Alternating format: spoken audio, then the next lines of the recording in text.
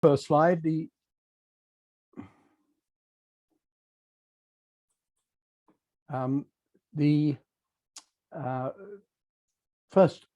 title screen here just shows where Strata Florida is in the center of Wales, for those who don't know, but I suspect most of you will. And I've been working here on this project and program of research for nigh on 22 years now, and hope to go on working for some considerable time. The photograph on the left-hand side is me at one of the wells, which I shall explain more later on. But I put it on because I wanted to pay tribute to Phil Cope, whose several books on the holy wells are beautifully illustrated by his photography. And I have shamelessly borrowed some of them. So if Phil, you are there, thank you very much indeed. We're dealing with water. It's the fundamental of life in all cultures, and its powerful symbolism of well-being, purity, health, energy, and many other things. The photograph here is of the river I'm going to be focusing on a great deal, the Afon Glasfrwd, which is a tributary of the Afon Teifi, and both rivers form the south and north boundaries of the great precinct of Strata Florida, which you'll be seeing in various guises as we go through the talk.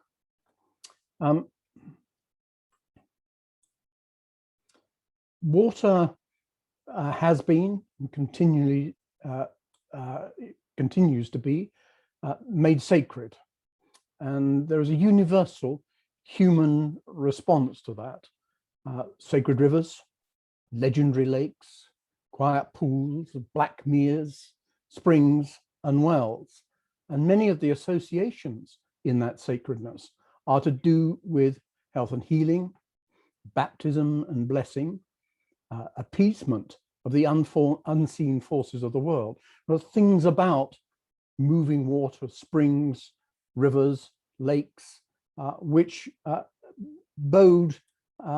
seem to address the whole business of the things that we cannot see or we cannot. So I'm sorry I'm hesitating. I'm getting a lot of messages coming up. I'm trying to deal with that at the same time. It is a way of dealing with the unseen forces, things like death, disease, famine, and so on. But in water, it's not just good, there is also jeopardy, flood, curse, monsters. And all of these things invite ritual deposition and special architectural treatment where the water has been made sacred.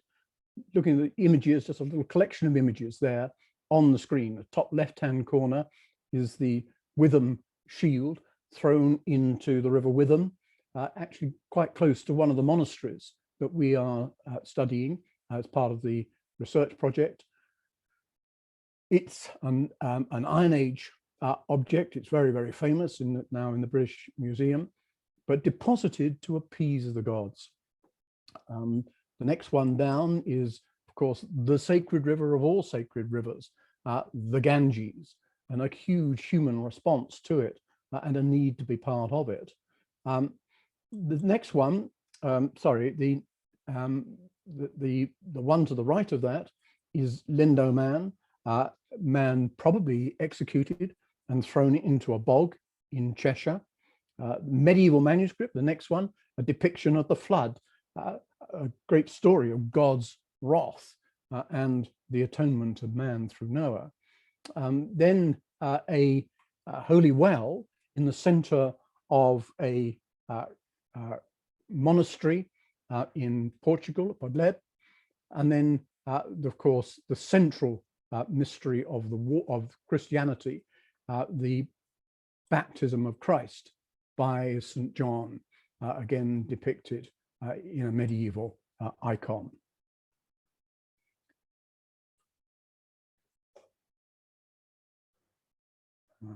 I can't move it. There we are. We have several votive offerings quite close to us in Tregaron Bog, Cors Caron, which lies just to the west of the Abbey of Strata Florida.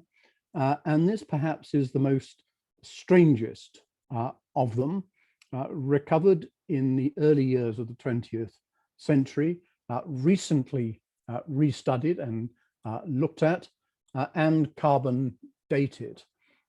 It's obviously a figurine with various detachable bits, arms and so on, and it's clearly been thrown into the bog at some stage. Much speculation when it was first found as to whether it was actually a locally made piece or whether it was some piece of North American art, Indian art that was thrown into the bog by some returning traveler. The dating, however, now makes it absolutely secure. It dates to around about the time of Christ, one standard deviation between 43 BC and AD 67, or two standard deviations, 111 BC to AD 127. Clearly a ritual object of some size. It's not very tall. It's only just under 13 centimeters, which makes it about 4.5 inches high. But a really interesting object found by chance.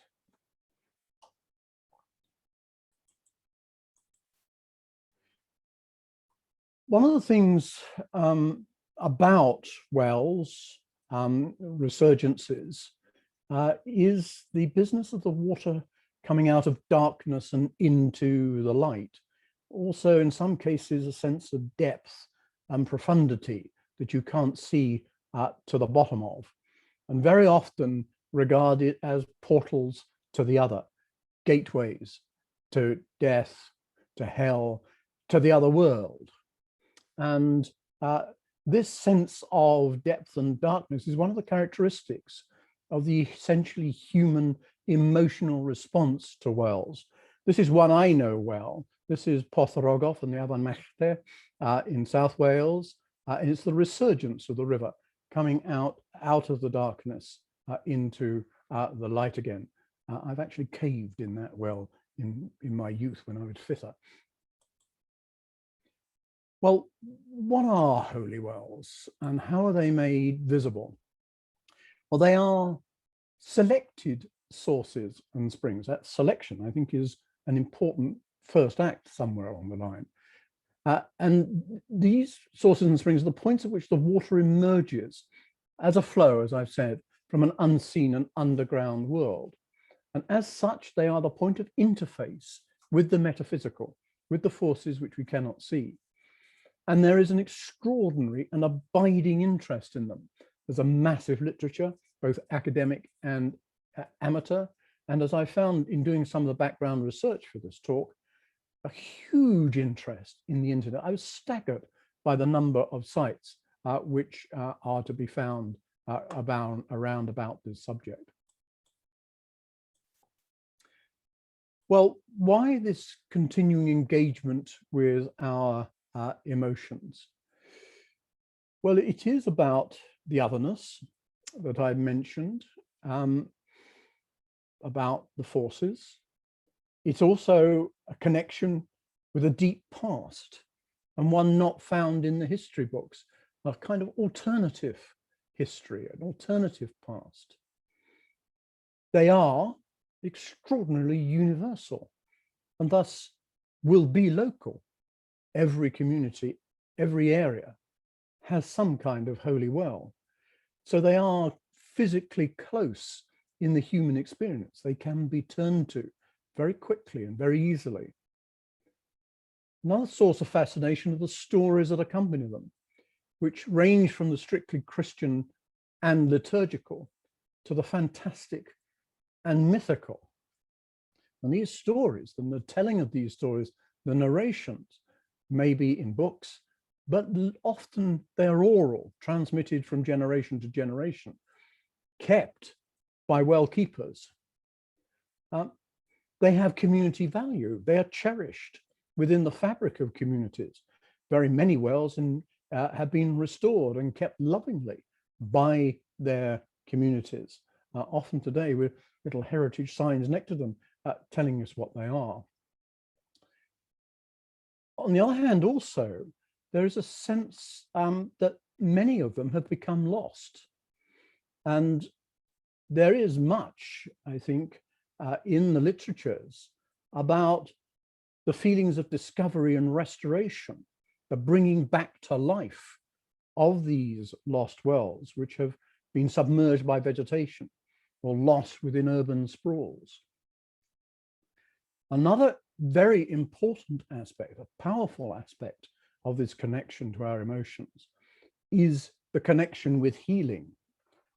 Spas, etc. Some spas actually start as holy wells, and the connection with healing can be demonstrated very, very clearly by the beautiful, beautiful late medieval structures in front of St. Bridget's Well at Holywell that I've got the picture of there.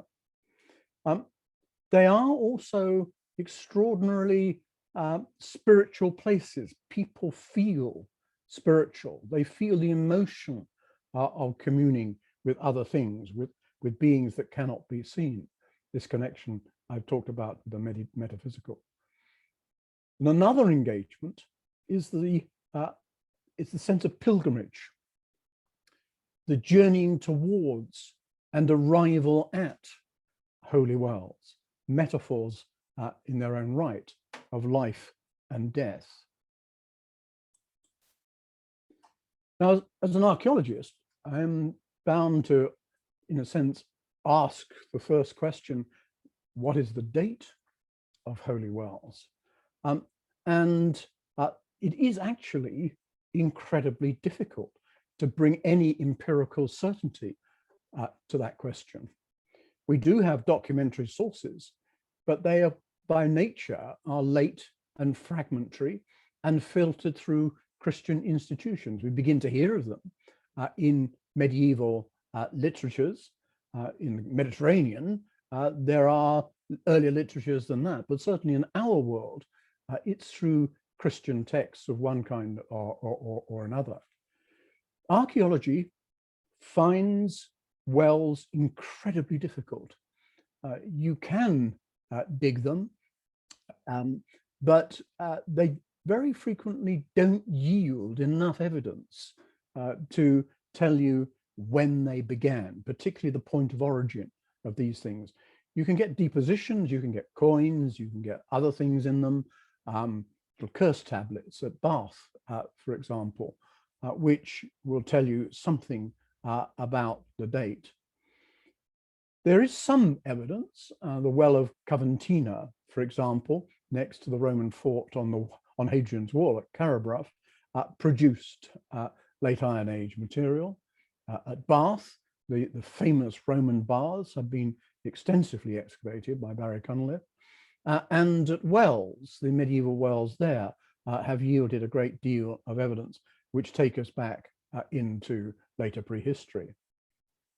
So we can say that for some of these places where we've been lucky enough to get material evidence, we can see the holy wells existing through the medieval back into the Roman Iron Age and perhaps into just the pre-Roman Iron Age. It's often led people to speculate that these holy wells have a Celtic past. People then seem to feel that these are to do with a pre-Christian order of things, often connected with what we know from classical sources about the Druids, about the Celtic cosmogony, and there have been immense scholarship around all of this. Miranda Green's work, I think, springs to mind. But most of it is inference. In many cases, what we look at on the surface has been affected by redigging, recutting, remaking, more recent architectures, which mask and hide perhaps their true dates. So we can probably feel somewhat confident that holy wells are something to do with cults of water, sense of natural things and natural beings, which are given godlike presences in a pre-Christian world, like the three water nymphs, which are depicted on the Coventina relief near the Holy Well. There's been recent work in earlier prehistories where there appears to be some evidence that water was always worshipped, that there are spring cults. The ones I'm quite interested in at the moment, because of what we're finding, are those on Preseli. This is, the photograph there is from the Spaces project, an excavation done in front of the Carn, a natural tour on the Preselis, where the bluestone surfaces, and much has been written about the connection between those bluestones and those in the inner circle, the primary stone circle at Stonehenge, and whether or not they were transferred from there, quarried on Preseli, and taken across country to Stonehenge. At Stonehenge itself, the Cursus monument, a huge double-ditched ritual procession way, passes from near Stonehenge down to the River Avon, and clearly some kind of processional ritual is involved in engaging with the water of the Avon itself. Well, who and how do we deal, what did the past, in a sense, interrelate, interface with holy wells? Now, this is a huge and complex subject and engages much speculation and much detailed scholarship. And I don't want to spend time this evening going too deeply into it. I just want to make a few points here. I think that in essence, but this is a gross simplification, there are two relationships with the well. One is the personal, and the other is the intercessional. The personal is the direct individual relationship of people by their attendance and use of the well, whether as individuals or in small groups or communities. Then there is the intercessional, where the relationship is indirect, where the business of being at the Holy Well and performing rites and rituals at the Holy Well is mediated through the priesthood and through liturgy. That's where intercession comes from. The priests intercede between the well, between God, between the divine, and the individual seeking whatever the Holy Well might bring. Now, these differences, I think, have constituted a tension with the church eager to appropriate or suppress wells. Wells were regarded, I think, fundamentally as belonging to a metaphysical relationship potentially beyond the church's control, and as such, subversive and potentially heretical, probably pagan. Now, the word pagan, of course, comes from the Latin pagus, which means the countryside. It's something that happens in the dark recesses of the country. The power of the clergy in such intercessions lay essentially in control of the soul through the expectation of redemption. And through the intercession of the priesthood, that power is manifest via confession, the performance of the Eucharist, baptism, acts of patronage, alms, healing. And for the priesthood, through that control came dominance and access to power and to the material gains of power, land, income, etc.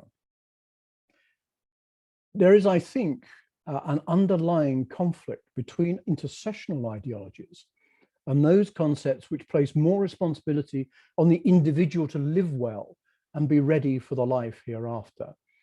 I'm not going to go into any of this now, but if you want to ask questions later, please feel free. So wells often were either demonized or appropriated by the institutions of religion and their manipulation as sources of cultural power. It enabled them to engage with community and to control communities and their ideas about the life hereafter and about redemption. Sometimes they're brought physically close to the church audit, or the churches are actually made to be near them, or they are incorporated into its narratives, such as saints' lives. But many of these wells survived outside of this control, within the fabric of communities and within their narratives of folk tale and legend. That's just a few ideas which are kind of bouncing around in the substrates of this project and program. And I want to try and elaborate with evidence some of what I might mean.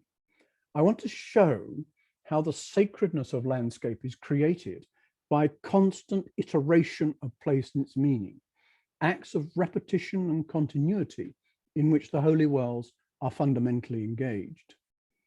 Such iteration, such repetition, is the fabric of what theologians have called the axis mundi, centrally sacred places around which people gather and worship, special places, places which draw people towards them. I want to show also that these meanings are appropriated and adapted through cultural and social narratives, often to serve the purposes of the powerful, whilst retaining their essential magic. We can do this, I believe, by placing these extraordinary monuments into two important contexts. The first is their location, their physical landscapes. This is a huge and complex area of ideas, but I want to think about four things as we go along. Holy wells have landscapes, and I fundamentally believe that you cannot understand them as standalone items. They are part of the whole fabric of the being of the world. The second is their proximity to habitation, how people dwell in relationship. They are both inside and outside, in the heart of communities or on the edge, as we shall see. There are complex relationships with churches. They are always exterior. Holy wells are not in the interior of churches. Well chapels are built. And the feeling is that churches sometimes were built close to pre-existing sites, as you see here at St. Tyler as well, at Llandeloy near St. David's. That's one of Phil Cope's photographs as well. The fourth thing is holy wells have their place and some of their meaning within wider water management. And there's a beautiful 15th century manuscript of the water systems of Chertsey Abbey, and you can just make out water mills and so on there. The second one, which is an even larger subject, is cultural politics. The politics of the way in which the powerful manipulate culture. Culture, the things created and made by human communities. This cultural politics, it's never static, they're never static or stable, and they're always contested, but they're always profoundly about identity and its multiple layers. Again, I'm going to, in a sense, simplify it by talking about two kinds of cultural politics. From the top down, the state and its concomitant institutions. In Strata Florida, we're talking about the Haybarth, as we shall see, and about the Cistercians, the order which came to be created at the end of the 12th century in Europe, as at the end of the 11th century, sorry, in Europe, as part of a great renaissance of ideas. In Wales, these are the federalising princes with their secular ambitions of accumulation, the addition, the creation of larger spaces to rule over. In Wales, the espousal also of the European ways of authority, of the feudal state, the ideas of the feudal state, and the links to religion and the link to Rome through the Cistercians. The state espouses at this time that we're looking at in the 12th century, European art and architecture and literature expressed in the major imperial languages of French and English. On the other hand, we have the bottom up, the Gwerin, popular sentiment, where things are done differently through the Welsh laws of inheritance and tenure, for example, and the sense of the old church, the pre-Norman, the class monastery, the central class monastery and its territorium, and the constituent parochiae, the territories of these class churches and their dependent smaller churches in the landscape. And also a sense of an ancient and mythic past expressed through the Welsh language. The branches of the Mabinogi, for example, a clear example of that we have handed down to us. But we would be wrong to regard these as monolithic oppositions. They are tangled, and social structure, sentiment, and action for both the individual and group are drawn into both ways of thinking on both a short-term and long-term basis. And there was common ground. Latin religious texts, for example, warrior ethics, and the ever-present poverty and wealth. Well, that's enough of the sort of background ideas in relationship to this. I'm seeing now into what we're looking at Strata Florida. You're going to see a lot of maps which focus on this area, which is one of our core study areas in and around Strata Florida. It's an ancient landscape of long laid rhythms of life for agrarian communities living between the valley floors where the good land is and the mountain. I think you will see that the upper part of the Teivi Valley is ringed by the Mynydd, by the great upland areas for a very, very long time, unenclosed tracts of permanent rough pasture. Still some survives, but not much now.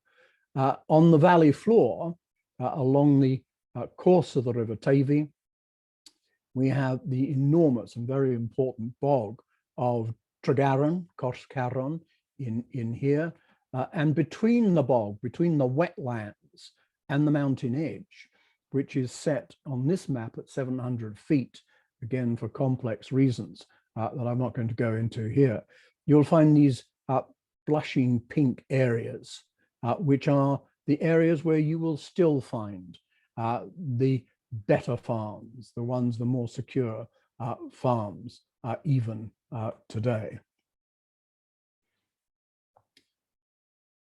In that study area, this is the location of the holy wells of the Upper Teivi.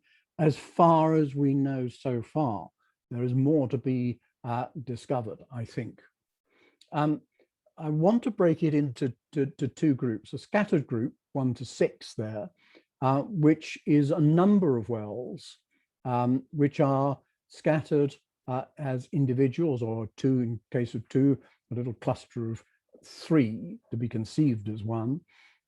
Some are close to churches, as Tregaron and Llanafon at the top of the screen there. Some are out clearly in outer fastnesses. Perhaps the most appealing of those is Ffynnon Gysegredig in the parish of Lledrod, number 2 there. But I'm going to be making a lot of the fact that whereas those are scattered and dispersed, there is a cluster which is associated with Strata Florida, and I should be looking closely at those. The scattered ones, here's just 2 of them. St. Bridget's Well in Ffynnon, which is up the valley from Ffynnon itself, and Ffynnon Gysegredig, in the parish of Lledrod, the Stinking Wells. And you can see 3 of them there, 3 small entrances, portals, looking like animal holes in some ways, particularly in that right-hand photograph taken by Phil Cope again. I think it's lovely, the magical way he's got that kind of oily water, peaty water, reflecting the sky at the base of the well there. But I'm going to focus, as I said, on the Strata Florida well group. The furthest up the valley, and we're looking at the valley of the Avon Glas Ffrwd, and I'll come back to that. The Avon Glas Ffrwd flows out of the mountains to the east of Strata Florida and flows down to the site of the abbey itself. Much of its length is a mountain stream, and here in 2005, when I took this photograph, I was shown the holy well, which doesn't appear on any gazetteers. You can see how similar it is to Ffynnon Gysegredig. I have to say, much to my regret and my resistance, a water scheme, a hydroelectric scheme, small one, was put in, a dam was put in, and it raised the water level, as you can see, right to the edge of the holy well itself. All sense of its magical presence there in the landscape has been lost. Quite close by, but detached from the river, is a site which I called Ffynnon Gysegredig because it's just below a farm with that name, a late medieval farm with that name.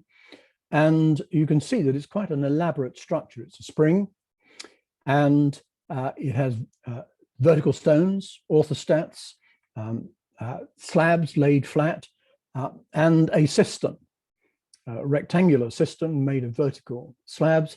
And you may be able to make out on the top stone here how it's got been cut a notch. And if you look into the notch, you can see that it's got wooden pipe work.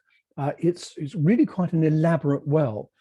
Some speculation that this was rebuilt in the 18th century, but the brutal truth is we have no evidence at all for that, although there is some 18th century graffiti on it, but that, of course, we made much later than the original construction of the well itself.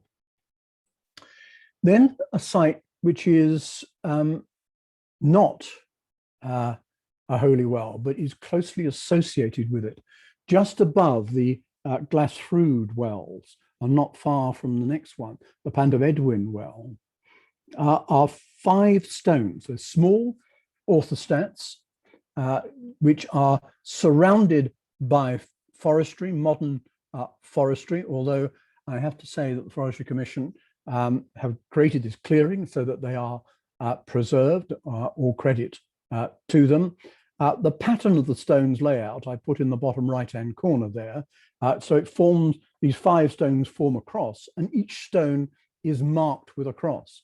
Now, whether they are Christian in origin or they're a prehistoric site that has been manipulated, I don't know. One of the lovely things about it, and this is very much in harmony with holy wells, many holy wells that I visited, is the route to it through the forest is marked by this blue string. Just as well it is, because it is extremely difficult to find. I'm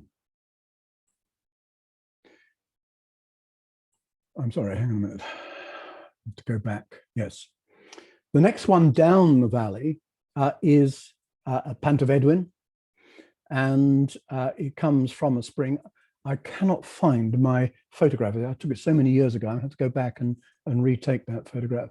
And it's a spring, and it runs down to the Avon Glas Ffrwd, and again has a cistern and a capping stone to it. I can't say much more about that. Then the next one down, and we're getting now much closer to the Abbey remains at Strata Florida. And this one is a little valley called Dyffryn Towel. I'll show you a plan of this in a moment, but I want you to get an impression of it. It's heavily overgrown, as you can see. It was created, I think, and probably by the monks of Strata Florida, maybe out of an earlier well. Very hard to tell until we begin to examine it much more closely. The rock face has been cut back. And in the cutting back of the rock face to produce vertical faces, two paths were created.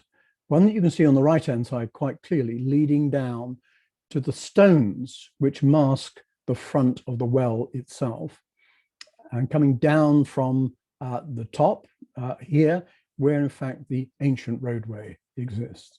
And then there's another one here, and they drop in at two levels. One drops in at the level of the well itself, another one runs right down to the bottom where the water cascades down onto the valley floor. And it's quite important, I think, to hold on to this notion of two pathways, because this will come again.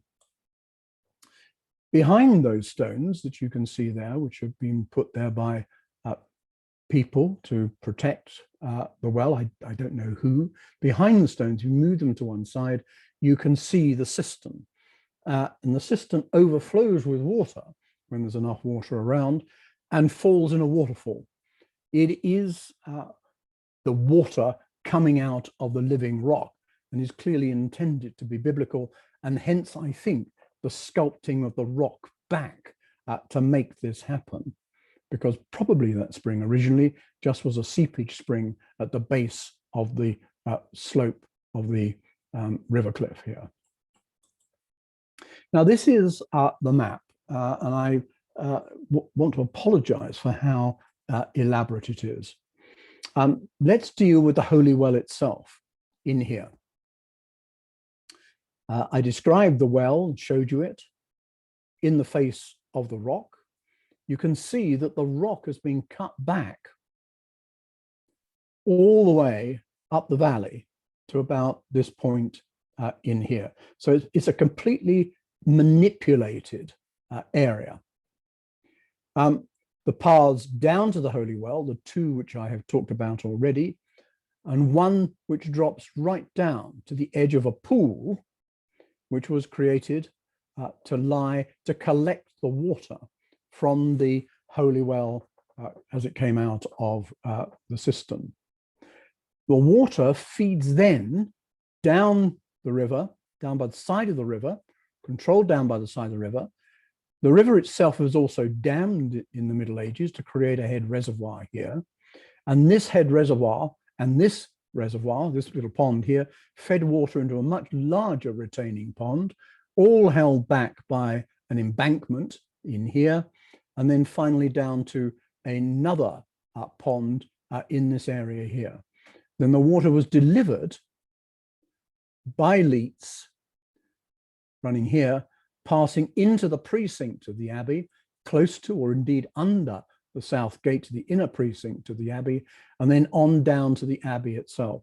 It is the water supply of the abbey. The important thing, I think, is that a holy well has been harnessed, given biblical sculpturing, has been harnessed to create the source of water that leads into the holy spaces of the abbey itself. Just next to it is a rectangular structure I would like to think of as a retreat house, a place for the monks to go. And it's in a beautiful, beautiful little valley, very steep-sided valley, called Ffynnon, the quiet valley, or the valley of silence. And there are other springs which also appear to be manipulated as well, but they're even more difficult to see than the main one in here. The water is taken down through the water systems of the abbey, and we have very recently, and we've now reopened an excavation. So if you're on site, you might like to come and see this. The stone-lined conduit, a great aqueduct, which carries the water down towards the abbey and then is distributed through the abbey buildings. And one of the places it's distributed to is this feature in the center of the Abbey church remains. These are the ruins that are kept very well by Cadw and managed by Cadw. This feature lies where the crossing of the church with the great tower, the bell tower of the church, and just beyond it to the east is the high altar in here. And I want to just see also the enclosing, the space at some point is enclosed. The structure of the well is clear. I don't know why it's got a blue arrow across it. That's a mistake. It has two flights of steps coming down, one leading from the west, that's this end here, and another flight from the high altar itself, with a cistern at the base of it. Rainwater will collect in it. And it had an inlet pipe coming from the Avon Glasfrwd waters and the water system, and an outlet pipe, which is on that side, on the opposite side. So it would have been running water. You would have heard running water, heard rather than seen, because I think it was only opened on very rare occasions, because there's a recess here for a trapdoor, which would have been laid across the top of it, and probably for really quite complex reasons, but I'm not sure that I can go into all of that. I haven't got time for that, I don't think. But the intriguing thing is that for much of its time, it would have been hidden from view, but because there was running water in it, you would have heard it, which I think is something really quite interesting in relationship to how the senses deal with water. So this is look at the left-hand side. This is the earlier well. This is the well. It's on a different axis from the Cistercian alignment. You can see these lines that I've drawn through in here. I'm pretty sure that it's a holy well. Well, I know it's a holy well. And we did a little bit of geophysics and resistivity survey in 2017, which picked out the lines of structures and buildings. And it was really quite extraordinary. The holy well on that axis appears to sit inside of a building, probably a stone building, picked out by these orangey brown lines on the right-hand plan. And the thing that really surprised me was that there was a wall that runs across the middle of the chapter house. It's undated in current thinking, and the axial alignment of it runs underneath the piers of the chapels of both the north and south transepts on a slightly different alignment, which means that the chapel at this end is larger than the chapel at this end. And also, very curiously, one of the cloister walls is exactly on the same alignment. Now, we will need more evidence than this, and we do need, I think, in due course, more geophysics and maybe even a little excavation in due course. But I'm pretty certain that the Holy Well lies within a building which is earlier, is pre-Cistercian, but the pre-Cistercian building has been built carefully using some of its alignments, probably some of its walls as bases for structure, and it's been incorporated right at the heart, right at the center of the ritual practice of the monks of the Cistercian monastery at Strata Florida.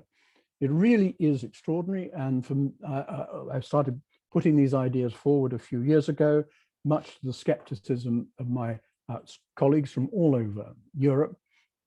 So I was delighted when at Llanderfennec, Sanguenole in western Finisterre in Brittany, the excavation of a Benedictine monastery, in this case, showed exactly the same phenomenon, but here they've done much, much more excavation of the main buildings, and it seems to start, the Holy Well is in front of the high altar, exactly the same position as we've got at Strata Florida. You can see more of the detail down in here. It sits inside of a 9th century monastery, but that well is indeed a 6th century, inside a 6th century or late 5th or 6th century church or chapel. And over the top of this Carolingian 9th century monastery, a Benedictine monastery was laid out, with the Abbey Church doing exactly the same as we have at Strata Florida. The Benedictine Abbey Church ended up with this very, very early holy well in front of the high altar of the Benedictine church. So it is a direct parallel for us, and strong archaeological evidence of long continuity. This is the business of iteration, the repeating of location.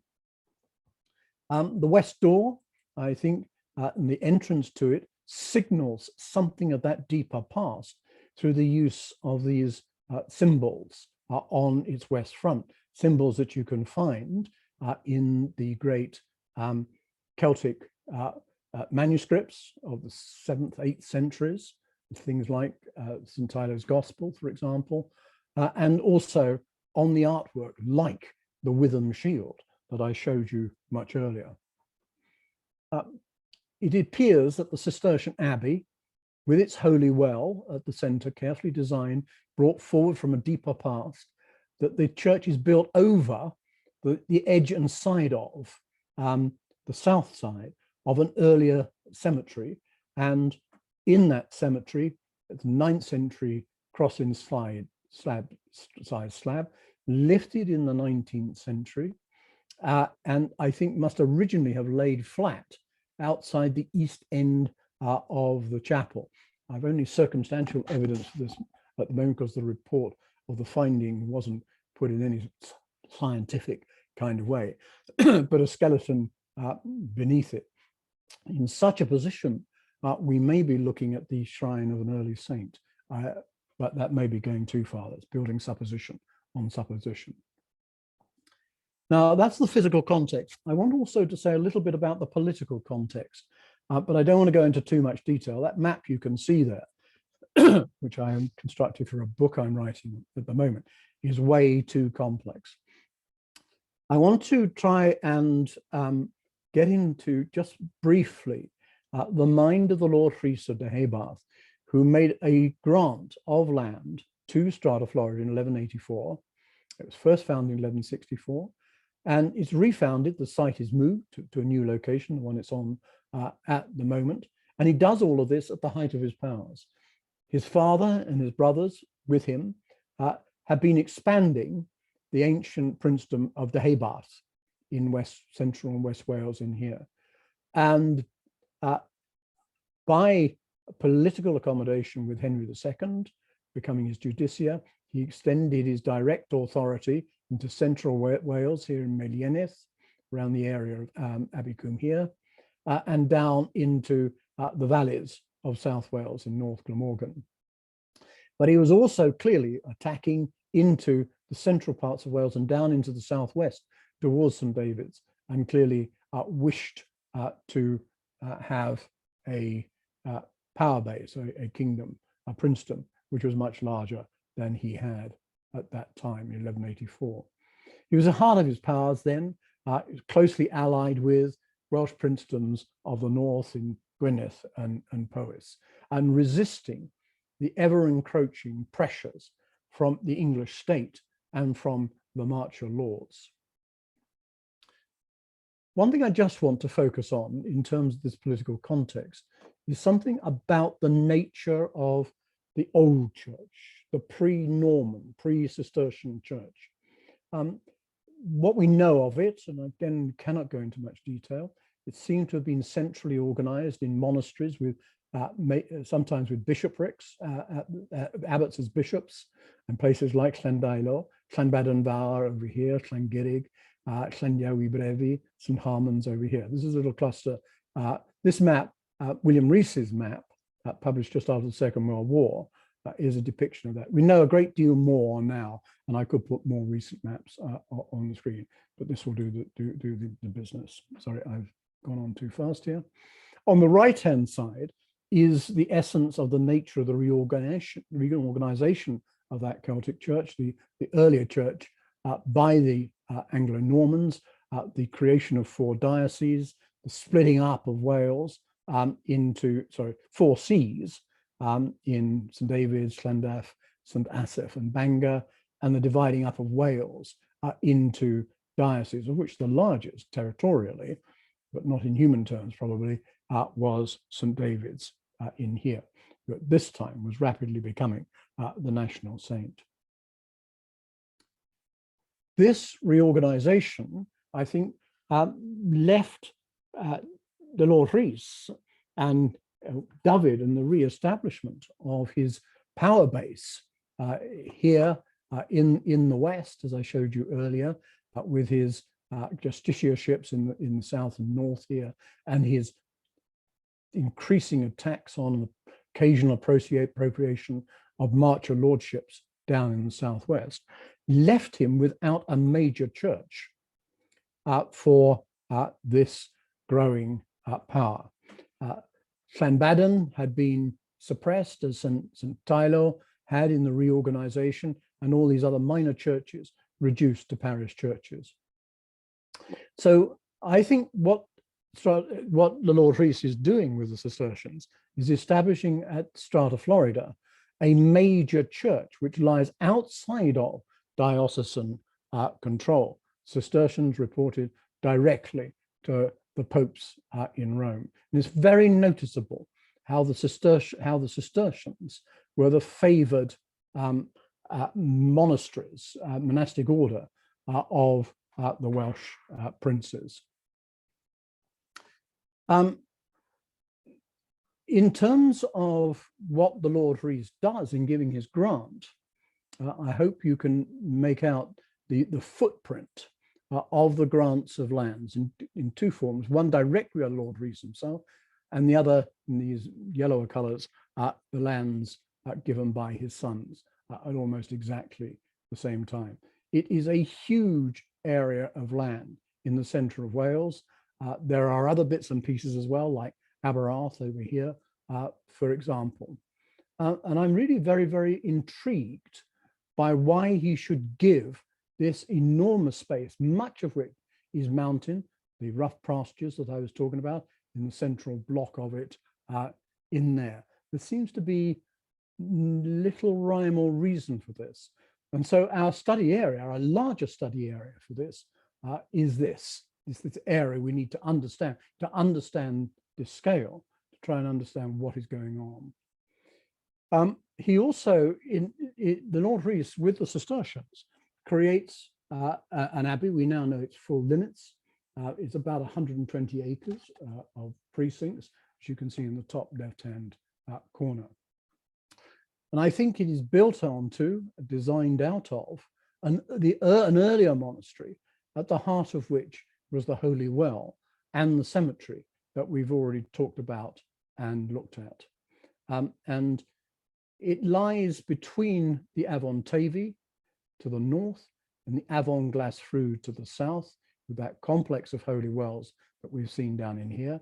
And passing by those holy wells is a great mountain routeway, a prehistoric routeway coming out from the Abergwesin Pass, and another one, the Monk's Trod, which went to Rhaeadr and to Abbey Combe here, and they join at this point here. And so the monastery sits at this very important point where two great east-west routeways meet and then pass on to the coast. So I want to now look at the cultural context, the place of wells in a landscape of people. Now, this is the complex of wells, the Strata Florida complex. And there are 5 wells known at the moment, all in close proximity, running up the Afon Glasfrwd to its source up in here. And the early church to which these will certainly have belonged in part of their life is marked by early church sites that you can see, some which became parish churches, the crosses, and some which got reduced to chapelries in here. the point at which the Lord Rhys is creating this landscape with the holy wells in it is also the point that during the 12th century, when the parish system is being settled and created. And the Anglo-Norman Church, the Diocese of St. David's, creates this network of parishes, very often with these ancient earlier churches at their centres, reformed to become parochial churches. But in some cases, those locations were suppressed to become simply chapels. And there are three: one at Strata Florida, one at Ffynnon, and one at Capel Esgair. Capel Esgair and Ffynnon are merely archaeological sites now. Strata Florida, there is a standing church, I think, within the cemetery, as I showed you in the photograph, which is part of all of this. So those three parochial chapels keep hold of. We can, using this evidence, reconstruct the former arrangement of the parochiae, the territories of these churches. I don't want to call them parishes because that's a later connotation, has later connotations. And the interesting thing is that you can see how the chapelries were originally small parochiae, about the same size as Llanbadarn Odwyn, for example, Capel Esgair. Ffynnon was its own chapelry, was its own territory. And I think that Strata Florida was also its own, had its own territory, that I've marked Ystrad Fleur. And its southern boundary was the great dike, early clouth or dike, called the Cwys Arachan Banog, which lies on the top of along a ridge of the Cambrian mountains in here.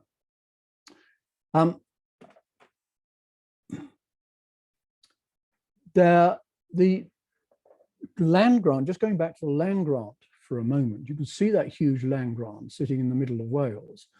And it was very hard to understand until we started plotting in what we know to have been the lands associated with Llanbadarn, Class Church of Llanbadarn, and the lands which were associated with the Class Church of St. David at Llandowie, at Brefi. And the influence of that church can also be seen in dependent churches, which are with these green circles in here. So Strata Florida is inserted between the lands of Padarn and the lands of Dewi. And I do think that it's entirely possible that what the Lord Rhys is doing is creating the lands of another class church. And in the 15th century poem, Strata Florida is called Tai Gynfelyn, the monastery of St. Gynfelyn, an early saint, a saint in fact, who is associated with the northern lands of Llanbadarn. The western arm of the 1184 grant and its associated grants by other members of the family was carefully, it's another interesting thing, it's carefully constructed not to contain any parish churches. But within the lands, these purple areas, you have got the three chapels, the suppressed former churches of the pre-Norman era. These, I think, it's quite clear now that these did not become parish churches because the Lord Rhys had granted this land and they were not given parochial status. The care that they took to exclude the parish churches from the lands of St. David, of Strata Florida, can be seen here at Llanwnws, where there's a very early inscribed cross slab, and the boundary between the Strata Florida lands and the parish of Llanwnws is a stream in here, and the church, the parish church, is right on the edge of that division between the two. Perhaps even more graphic is what happens at Ystrad Meurig. The granted lands are in the yellow in here and the purple over here. And you can see how Ystrad Meurig, with its church and its little castle a former Schließ site, a pre-Norman Schließ site in here, is actually almost ringed by the grants given by the Lord Rees. So the pre-Norman clan parochiae, the pre-Norman church, can be reconstructed on the assumption that chapels also formed part of a network. And the thing that I want to point out is that this reconstructed territory of Strata Florida, this area in here, which includes Tavy Pools, Bontryd Vendigaid, and the northeastern part of the lands, the good lands around Tregaron Bog, contain 5 holy wells. And indeed, there is a holy well to be found at the first site of Strata Florida, Ffynnon Gysegredig, which was created in 1164. So all these acts of creation fold up holy wells inside of them. And the appropriation by the Cistercians of that tradition of holy wells associated with the early church and probably earlier is really quite telling in helping us to understand what the holy wells are doing there in the landscape. I'll skip that one because I think I've made that point before. Now, the next thing I want to do is to take us back in time. I've dealt with Cistercians, I've dealt with the early church from the 6th century, broadly speaking, through to the late 11th century. And I want to go back in time. Now, we have to use monuments in the landscape as we find them. One of the very noticeable things about this area, our study area, and the lands of Strata Florida, which you may remember stretch across the middle of this map, you can see that there's a ring of hill forts which lie around Tregaron Bog, Cors Caron. And that leads me to think that it's Tregaron Bog, the waters in Tregaron Bog, which are at least as significant as the holy wells of one of its feeder rivers, the Avon Glasfrwd in here. And one of those hill forts is massive, Penabannau, which sits just above the Abbey and is a very complex building structure. Toby Driver has done an excellent study of this and all the other hill forts in the area. Penabannau is matched by another hill fort. Both of these flank the entrance to this valley, which was certainly sacred during the medieval period, both the early and the later medieval periods. Go back in time even further and into the Bronze Age, into the 2nd millennium BC. And we can see the markers of that for us are the burial cairns, these grey dots, which are scattered all over the mountain areas. But the two things to notice. One is that just south of Strata Florida itself, south of Ffynnon Gysegredig, are 2 enormous clusters. Now, all these cairns, all these grey dots, sit on the crests of hills, viewpoints down into and up from the valley floor below. An interesting point of location made by important scholars in the past. But there is one remarkable collection of monuments at Blind Glasfrwd, at the sources of the Avon Glasfrwd. So we're following the valley of the Glasfrwd up to its sources, Blind Glasfrwd, past the Holy Wells. This is what I am calling the Sacred Valley of the Avon Glasfrwd. The Tavy has no holy wells on it at all in this area. So you have the holy well in the Abbey, the Valley of Silence, Pant of Edwin, you have the monks' graves, you had the 2 Glasfrwd wells in here. Carry on up, into the mountains, and you come to a collection of 26 prehistoric monuments, all clustered together by the edge of the springs and sources of the glass fruit. And note here these clusters and individuals, crest top burial cairns. The blind glass fruit monument group, as I say, is complex. We need to do much more study of it. Unlike the crest top burial cairns, its cairns and standing stones, its structures and its trackways, all of which are there, lie in a hollow, in a natural hollow. I tried to do a panorama of that scene. Some photographs I took in the winter, as you can see. Key things are this hill here, which masks any view of these monuments from coming up the valley itself. They're obscured until you reach about this point here. They lie next to an area of wetland, a part bog, another a flush, which I think are the remains of a lake, certainly the bog, the remains of a lake, which would have been open and visible in the Bronze Age period. Here are the monuments themselves, and they consist of, as you can see, cairns with kiss, simple cairns, standing stones, rectangular structures. But more importantly is the network of tracks that we can detect. This is the road that runs past the Holy Wells further down the valley and ends up at the Abbey site itself. One of those two roads, I said, which cross the mountains. This heads on down to the Abergwesyn Pass.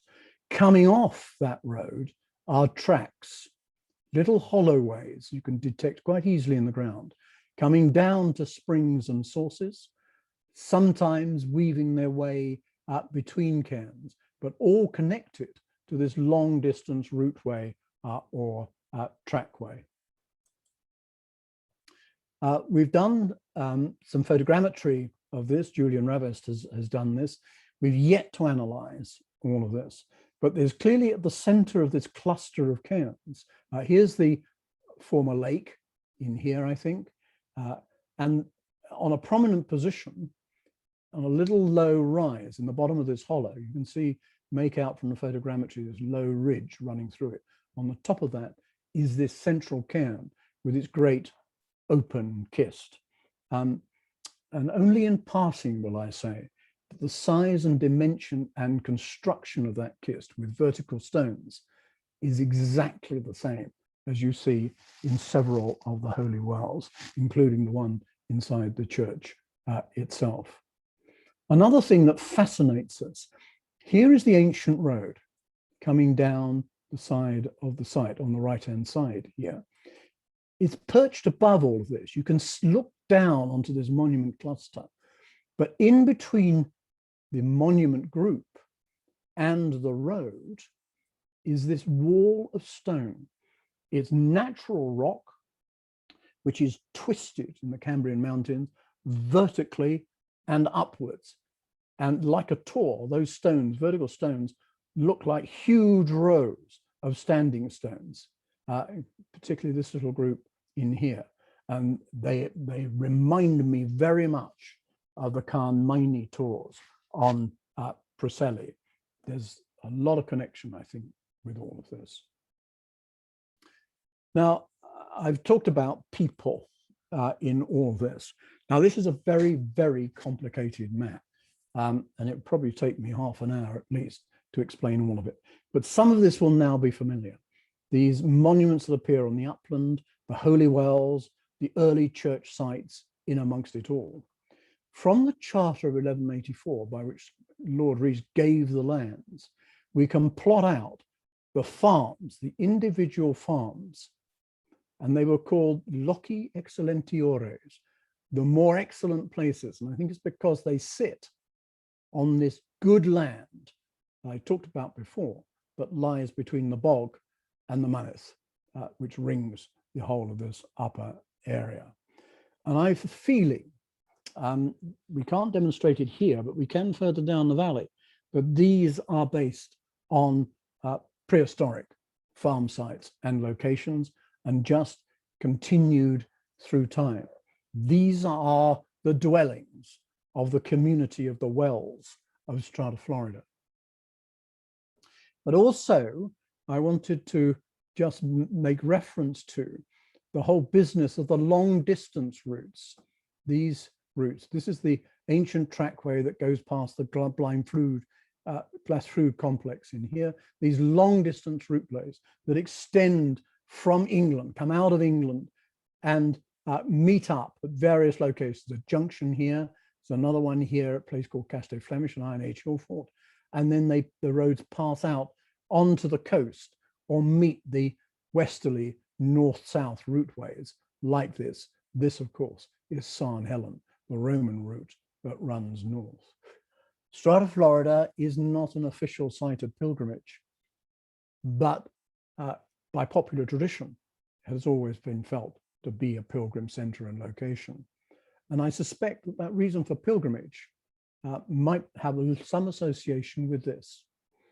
The pilgrimage, I think, it is about pilgrimage to a healing location, a spot in the landscape where water has been celebrated and used over long periods of time. Now, the symbol of all of that is the Nantios Cup, which is currently on display in the National Library. It has legendary qualities, and I'm not going to go into all of those. The fact that some people believe it to be the Holy Grail, I'm not even going to attempt to go there. But it is a medieval mazer cup, a bowl, very often found in the refectories and kitchens of medieval monasteries. There are lots of documentation about that. And this one seems to have had attachments on the top and on the base, which make it into a special bowl. This bowl, a modern creation, the Butte mazer, shows you what it might well have been like.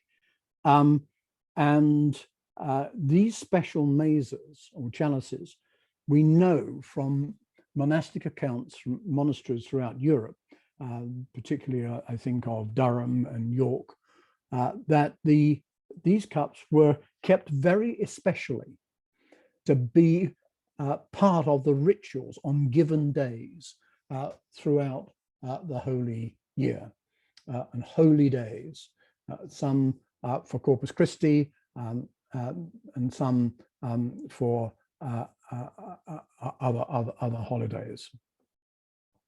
So it's entirely possible, out of the folk traditions of the Nantios Cup, that this was a cup used on special occasions, perhaps even at the Holy Well at the center of the church of Strata Florida.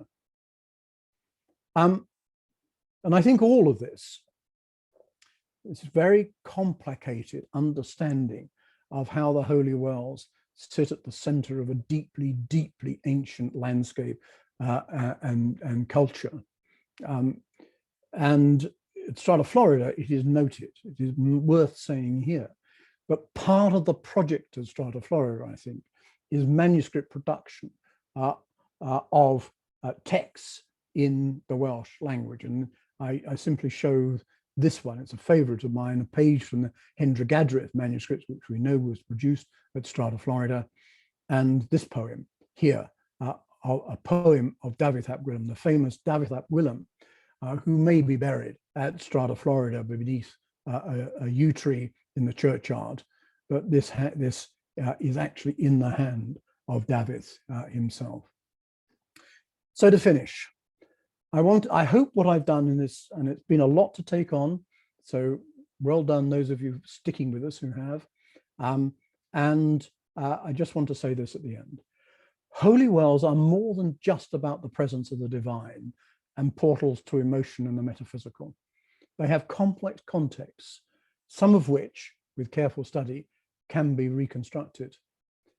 They are in the world and of the world, constantly being adapted, but retaining their essence as the meaning of places is repeated, adapted, and passed down the generations. The act of iteration, as I've called it.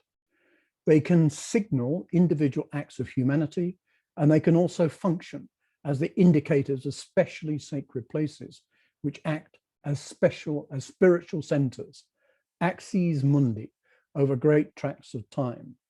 And I am proposing to you that Strata Florida is one such place. Thank you very much.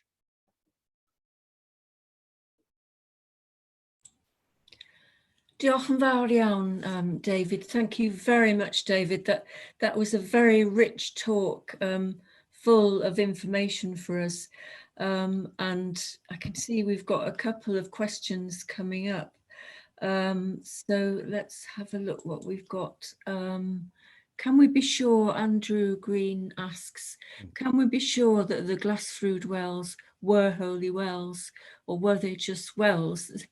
Very good question. If by that, Andrew, you mean were these just places people would dip a bucket into and take water home to make their tea with, if that's what you mean, that they're in a sense they're largely very local and functional, I doubt very much that they are. The Glassfrwd well is quite a long way away from all the habitation sites that we know, at least for the Middle Ages. We know where they are in the Middle Ages.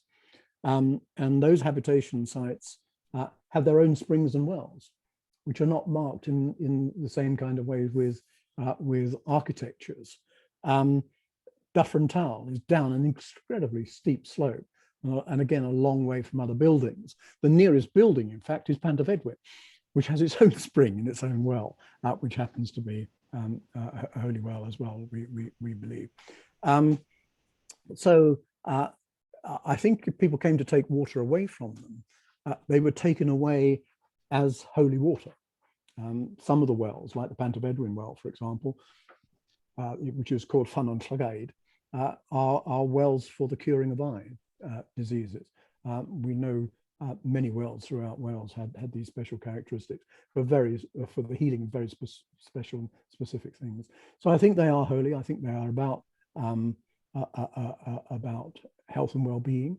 They're about prayer, and I think their location strung out along this ancient transmontane routeway, I think is really quite interesting. So I'm not going to deny that kind of functionality, but I think they're a bit more than that.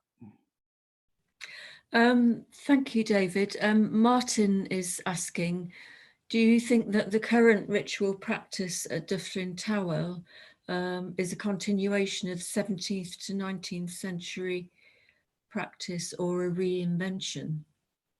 Well, of course, it's extremely hard to tell because you're dealing with oral tradition. I suppose but with caution, on the side of those who think that these are somewhere in the heart of all this. These are very deeply laid traditions that are transmitted over long periods of time. One of the things that interests me is, but I don't know the literatures on this. I'm sure some people have written about this, is that many of these wells appear to have keepers. In other words, there are people who understand them, who will lead people around and talk about them and narrate them.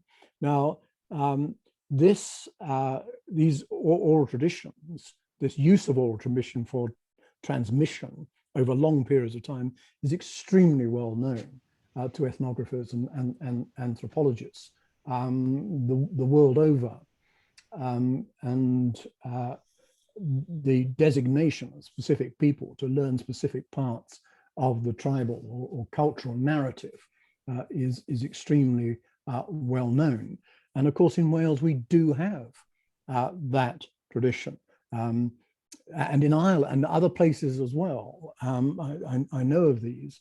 And where the where this business of the 17th, 19th century comes is because antiquarians in the age of enlightenment start to write these down. They start to, in a sense, capture the oral tradition and entomb it in books and articles.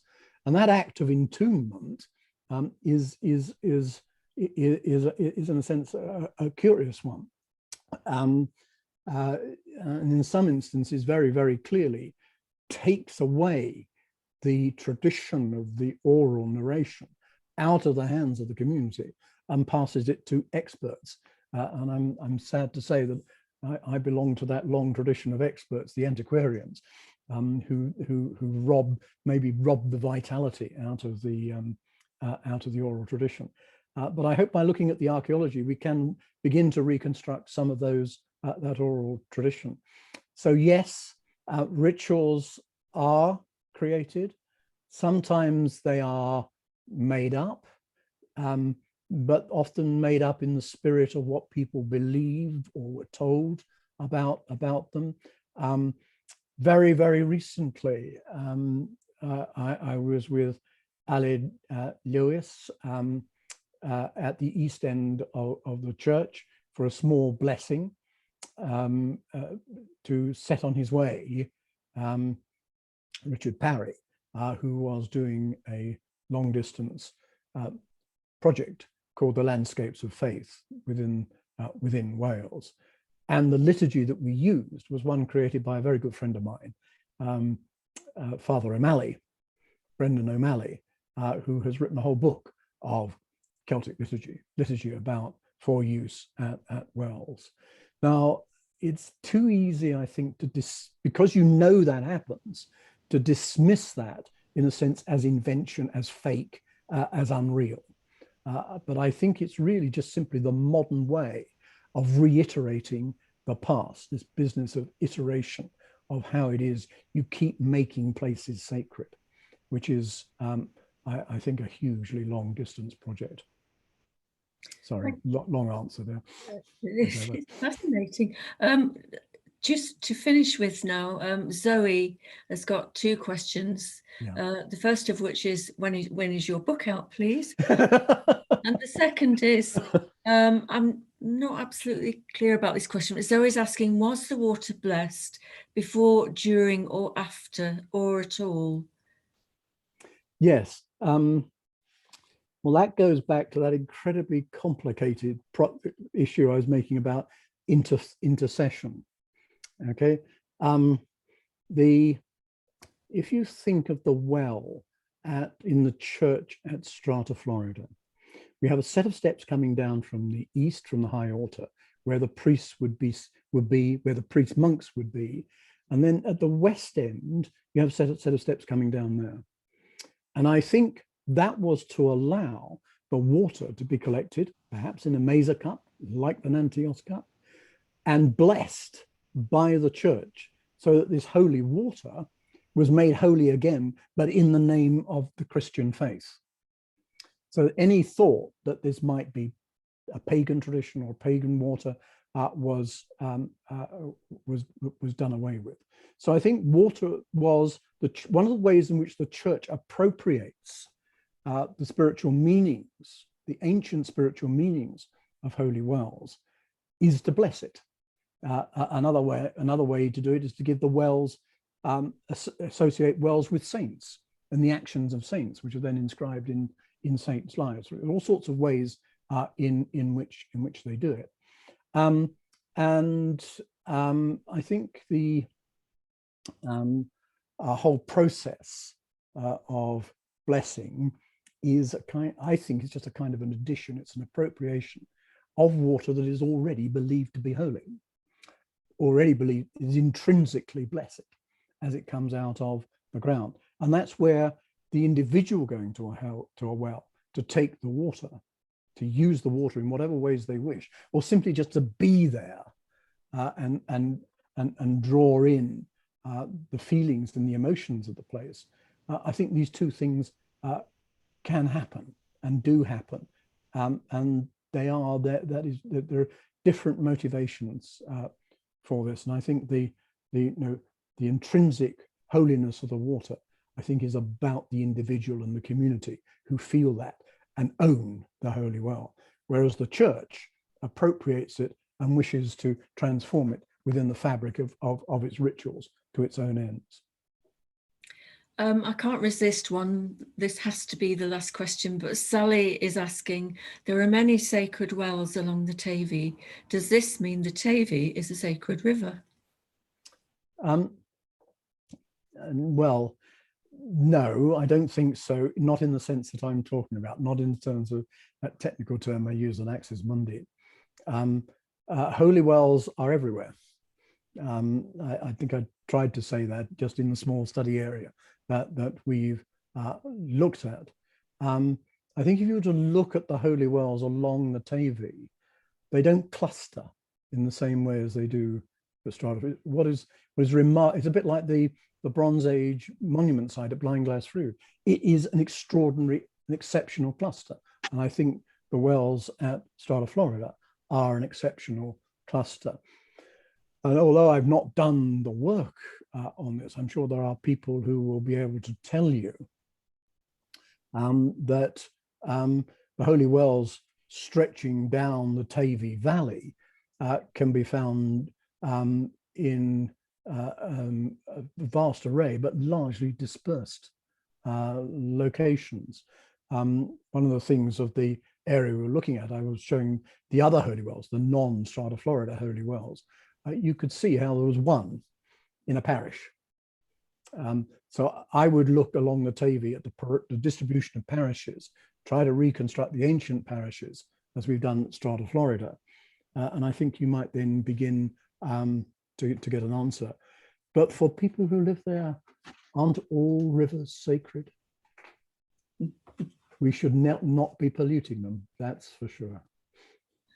That's a very good answer. Thank you so much, David. That was such a fascinating talk, and like I've said, so full of information. I feel as if I need, like, a few hours to process all the information. And just to say to everybody that eventually this will be available, I think probably on YouTube. So we will send out the link to everybody so that you can hear it all again and remember everything that was said. So diolch yn fawr iawn, David. Just before we go, Caris has just put into the chat the link for our donate button.